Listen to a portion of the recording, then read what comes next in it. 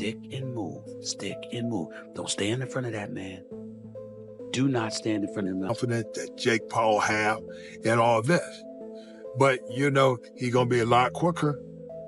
And if he stay close to Mike, Wow. Would you look at it as a joke if your team was like, yo, we want you to fight Jake Paul? Would you be like, come on, man? I laugh at him. Did you ever do a fight like that? I feel as though in my career I can't. Stephen A. Smith launched a fierce rant against Gervonta Tank Davis for agreeing to face YouTuber-turned-boxer Jake Paul, condemning the matchup as a circus and accusing Davis of choosing hype over respect. He insisted the fight prioritized spectacle over sport and represented an embarrassment for boxing, with his fiery on-air comments quickly going viral on social media. Smith left no doubt about his stance, making it clear that this fight is not a moment to celebrate, but one that demands criticism. Show to tell me that you think I'm a great boxer. I think you're a damn good boxer with a lot of potential. And I got one problem with you, and I told you this already. You are skilled. You cannot be going in the ring beating up on dudes that you know don't box. You can't have a basketball player, UFC fighters. No, they strike. They don't box. There's a difference. They not on your... As a competitive sport boxing fan, this is nonsense. It doesn't make any sense for the sport, for Tank as a world champion fighting Jake Paul, as Jake Paul trying to become a world champion fighting Tank. None of that makes sense. Business-wise, this thing's gonna blow up. So let's see about the business of this thing. Let's see what the narrative is for this fight. Because again, I think Jake's gonna come in there and try to knock Tank Davis out. And if Tank's not taking him seriously, believe it or not, that potentially could happen. And I'll explain why. Smith doubled down, emphasizing the huge size and skill gap between the fighters, noting that Jake Paul walks around at over 200 pounds, while Davis fights at 135. He questioned whether the matchup could harm boxing's reputation, warning that mismatched spectacles risk turning the sport into a sideshow. At the same time, he acknowledged Davis's past accomplishments, particularly how he handled criticism after his controversial draw with Lamont Roach in March, highlighting Davis's champion mindset and his immediate readiness to rematch, which showed real courage in the ring. Now, I'll give Jake Paul credit for this. At least he's in the ring with a boxer. But 57 years old is 57 years old. And 57 years old and formally walking into a UFC fight as an audience member, as a patron with a cane, it's hard to me to believe a year later that you're going to be in any condition to really fight. I hope I'm wrong, but I don't know. And if you're Jake Paul, here's what I want to say to you. It's Mike Tyson, that's fine. It's a money fight, I get you, and you want to make money. But at some point in time, if you keep telling us that you're taking boxing seriously and you want to be recognized as a big-time boxer / fighter, you're going to have to fight somebody closer to your age, who is a contender at the very least in the sport and who lives with it every single day. Could you please get in the ring with somebody? Pretty please with sugar on top. I'm interested. Tank Davis might be every bit as box office as Maverick himself. As exciting, as electric, because this dude performs every time out, y'all. Wherever Davis goes, wherever he fights, fans justifiably follow. He's that special. And Davis is without a doubt one of the top 5 pound-for-pound fighters in the world right now. Don't you even? Despite that respect, Smith was clear on one point. This fight is beneath Tank. He placed Davis among the top 3 boxers in the world, praising his knockout power and elite skill, but argued that facing someone like Jake Paul, a newcomer from the entertainment world, could tarnish that legacy. Smith insisted that a proven champion should not be wasting time on celebrity bouts, and he concluded bluntly that Tank should be ashamed. This is one of the top 5 fighters on the planet. He might be top 3. Yeah. You can make a legitimate argument for him being 3, 1, or whatever.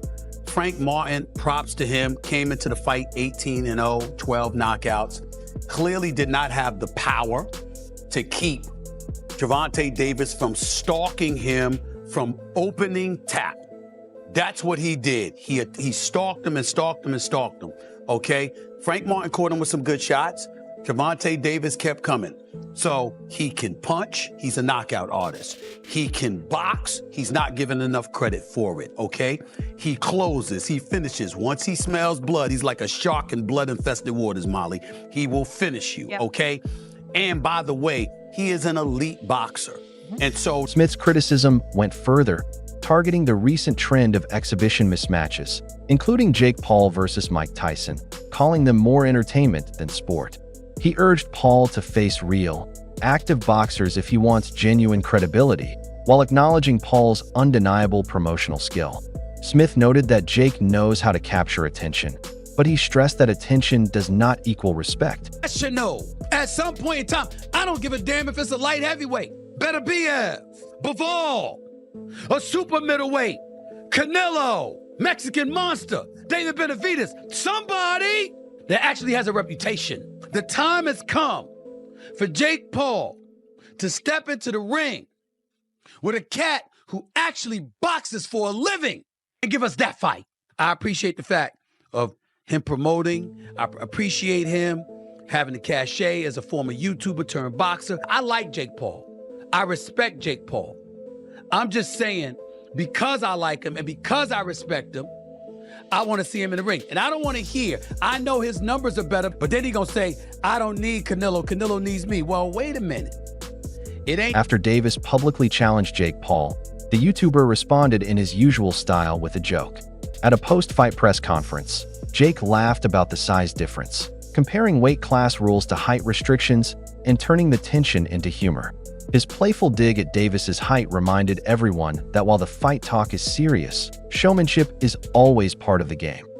Jake Paul responds to Gervonta Tank Davis call out and absolutely takes the moment and the opportunity to clown Gervonta Tank Davis's height in the sport of boxing.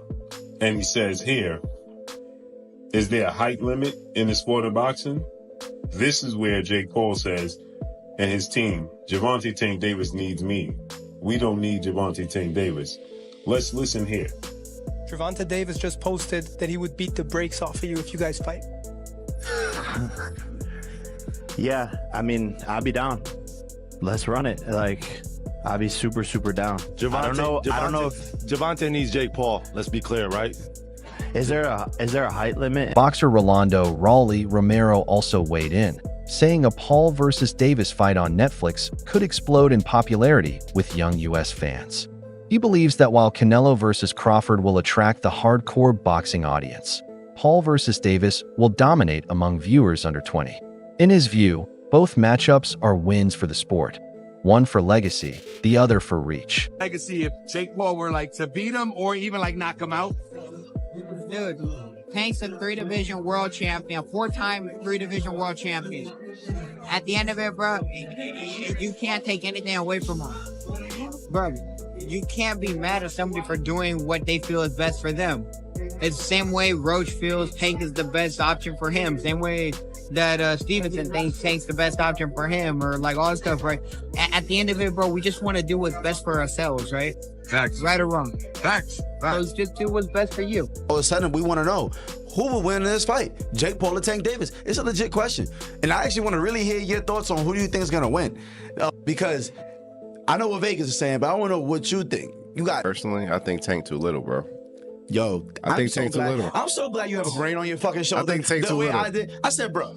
I think Tank's too little. That's what I'm saying. That weight class is for a reason. Davis that weight class is for a reason. 5'5", 135 pounds. Jake Paul is 6 feet, 205 pounds. That's what I'm saying. Dog. He's 6'1", 205. Everybody's like, yeah, bro, but Tank going, it only takes one good punch. Yes, it takes one good punch when you're about the same size. There's a 60, 70 pound difference in weight in these people. I don't think nobody puts the physics in mind. Jake Paul gets punched in the face by dudes 200 pounds with all their might on a weekly basis. 135 pound puncher, bro. If y'all remember the Mayweather versus Conor McGregor fight, Conor walks around like 180 on the regular. He's like 5'9", 180. Mayweather's like 5'7", 145. That 30 pound difference, bro. If you remember that fight, Mayweather was putting mittens on Conor. Guess what happened to Conor? He didn't hit the ground once. No. He lasted all 12 rounds getting hit with flurries. I'm talking about Mayweather was having his time. He's being cocky with it, hitting him with all kind of combos. And we're watching the last 3 rounds of that shit like, yo, knock him out. And you know what? he could not knock him out because Conor gets punched by people that are 170, 180 pounds on a regular. And just that 20, 30 pound difference, it was like impossible for him to do anything. And that's exactly what I feel like is going to happen versus Jake and Tank. WBC lightweight champion Shakur Stevenson delivered a sharp warning to Davis amid the buzz around Tank potentially boxing Paul. Stevenson called Davis's choice to court an exhibition with Paul disrespectful to the sport, arguing that if Davis truly wanted credibility, he'd face a legitimate contender like himself. Stevenson, confident that he's the best fighter in the division, challenged Davis to prove it by fighting him instead. Paul didn't say you got your eye on Tank. What do you think about the rumors of Tank and Jake fighting? Man, Tank disrespectful to the sport if he choose that over fighting with me. I'm the best fighter in the squad. I've been telling him that. He called cap on it. So if you won't call cap and say I'm not who I say I am, come prove, bro. You know, he fighting pay-per-view, knocking these dudes out. That don't take away the fact that I can beat this dude. That dude get to feeling himself and feeling like he's something that he's not. And to the world, he look like a killer, but I can't wait. I'm gonna expose him. I'm gonna expose him. I promise you, I'm gonna expose him. What? I'm gonna be the person that exposes him.